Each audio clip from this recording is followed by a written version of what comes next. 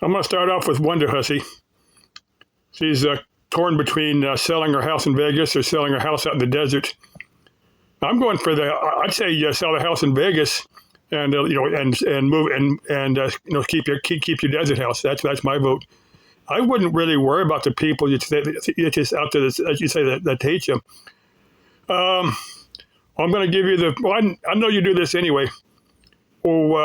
Junkyard Diggs, one of his favorite phrases, have a beer about it.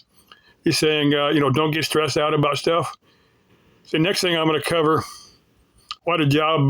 Guy asked me to look at a walk-in. Now the condensing unit for this thing is on a roof. This is a high roof. This is a restaurant here in town. And I got about 2 steps up now these have what they call a fire riser room. They got one room that has, they've got the sprinkler system, part of the mechanism for the sprinkler system. They've also got a vertical ladder bolted inside the wall. I just couldn't.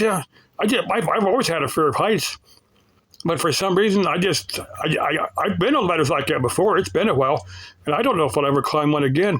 I may make some type of harness that that I can, take some rope and strap to the ladder, so I climb up. I may, if I ever try one again, I may make something like that.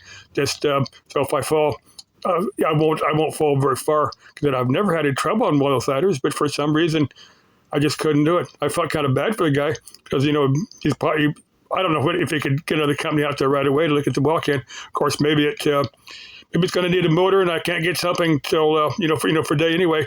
And some of the companies called are going to have the parts they need. I don't know. I just couldn't. I need to work on that. I need to work on where my fear of heights is at, and kind of. I don't want to be totally unafraid of heights because a little bit of fear is always good. It keeps you safe. And the last thing I want to cover, now that car wreck that I covered here in the earlier video. Now I don't know who was driving, if it's a 16-year-old or the 18-year-old. I'm going to guess they were probably brothers. It wouldn't necessarily have to be, but I'm going to guess they're brothers.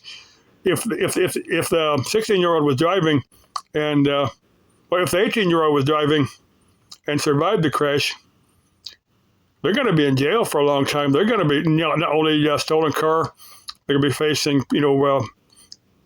he's got to be facing manslaughter charges. If he was driving and caused the death of another person.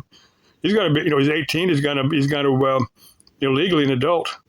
Plus the fact that that grocery store may not be insured and may want him to pay for the damages for you, which has got to be in the hundreds of thousands of dollars considering the damage of that building. So that guy is in serious trouble. Plus the fact that he's going to have to live the rest of his life knowing his actions killed somebody. Just stupid all the way around. Just stupid. I don't know. Crazy world. Bye-bye.